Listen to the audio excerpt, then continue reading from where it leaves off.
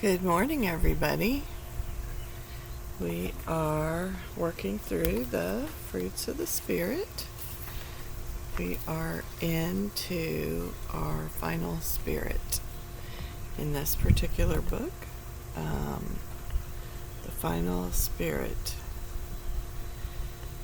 And be not conformed to this world, but be ye transformed by the renewing of your mind, that ye may prove what is that good and acceptable and perfect will of God.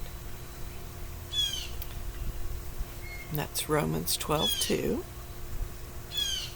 And the fruit of the Spirit is temperance. Temperance, by definition, is a restraint or moderation of actions. It's self-control. It's kind of like meekness, because you gotta have a lot of self-control to be humble and meek. When we are filled with the Spirit, we put away our fleshly desires, and we allow the Spirit to lead us in the things that we should do, including helping us with our self-control. This is one of the more challenging spirits, but again, I believe meekness takes a strength of character few of us have.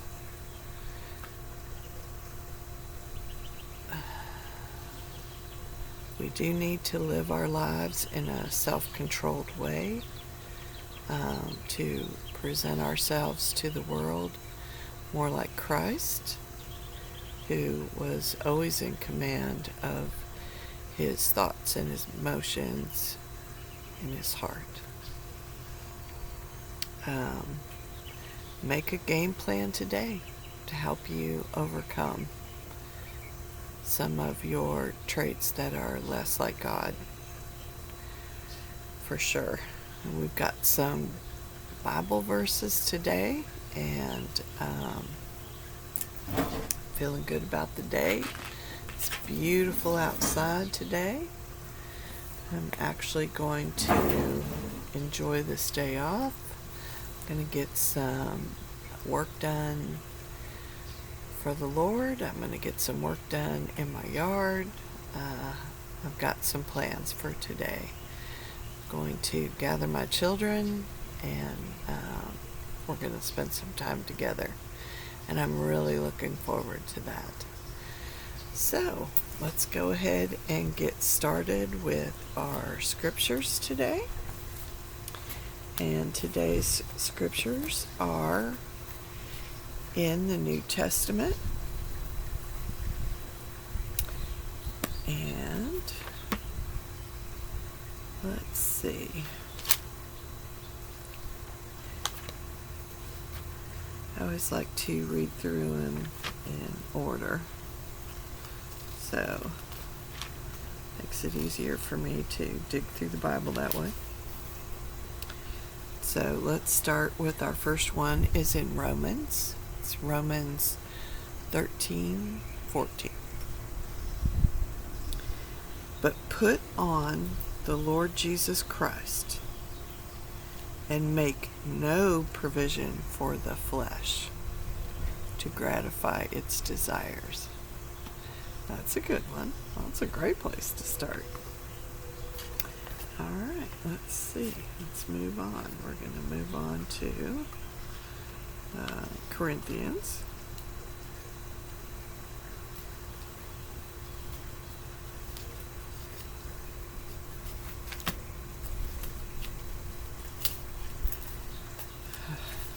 We're going to move on to Corinthians.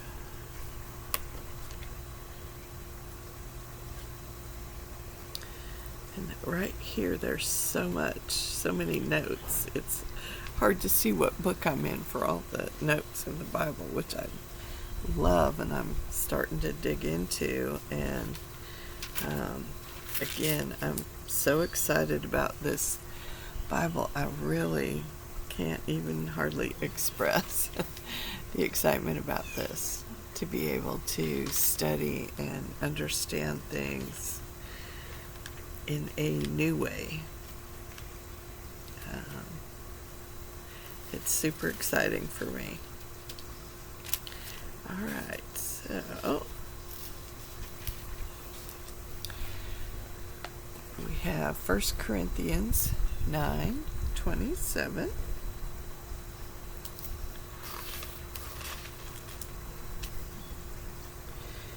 And that says, "But I discipline my body and keep it under control, lest after preaching to others, I myself should be disqualified." That's a good one. That is a good one. All right, and then the next one is 1 Corinthians 10:31. "So whether you eat or drink, whatever you do, do all to the glory of God." That's a good one too. I like that one. And finally, on to James, which is turning into one of my favorite books in the New Testament.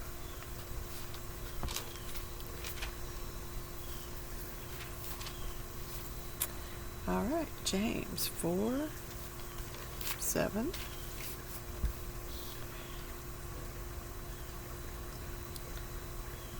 "Submit yourselves therefore to God. Resist the devil, and he will flee from you." Wow, these are all good ones. These are all good ones. Now think about that for a minute. While I'm thinking about that, let me tell you, recently, we're posting the memories from Mikey last year, from the prayers and the thoughts and the people that loved him and supported him and loved us and supported us as a couple. And we were so blessed. I mean, not just the 27 years we had together, but all the people in our lives who truly cheered us on and helped us through our daily walks in life. I look back at it and it fills me with joy. Joy seeing the people who supported us, the people who supported him when we needed him the most, for sure. My friend Misty, her mama, Monica, recently posted a comment on one of the memories, and it made me stop and think about it for a minute. She's absolutely right. I mean, he's gone on ahead of us. He's already in his glorified body, which means most of us probably wouldn't even recognize him, just like the disciples didn't recognize Jesus and walked right by him. Now, the minute he starts giggling and laughing, we would recognize him for sure. But he is in a better place. He's in a better place. He's gone on ahead of us. He is spending time in fellowship with people that really meant something to him, that went on before him.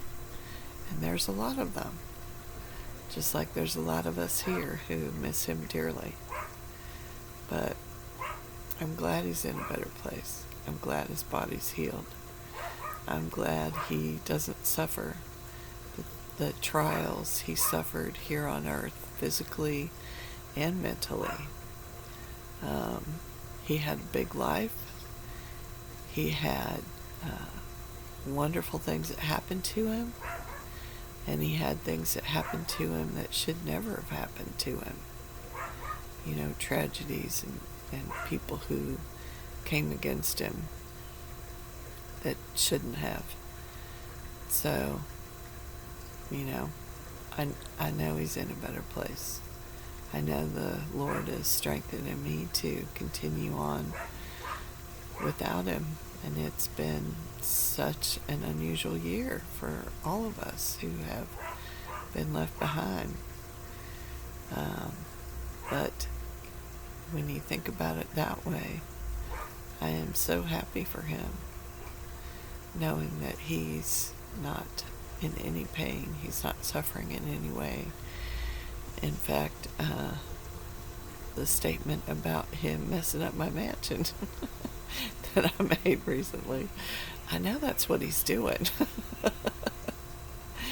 I know it is. And I know he's doing it in love and laughter and all the things that we shared. And I am so grateful and thankful for the blessings and the people again in our lives. And I just cannot say thank you enough, because it means the world to us. So I appreciate y'all joining in. I'm going to make it short today because I got lots to do for the kingdom today. And I hope all of you are blessed. I continue to pray for all of you and the things that you need in your life. And I love y'all. Have a great day.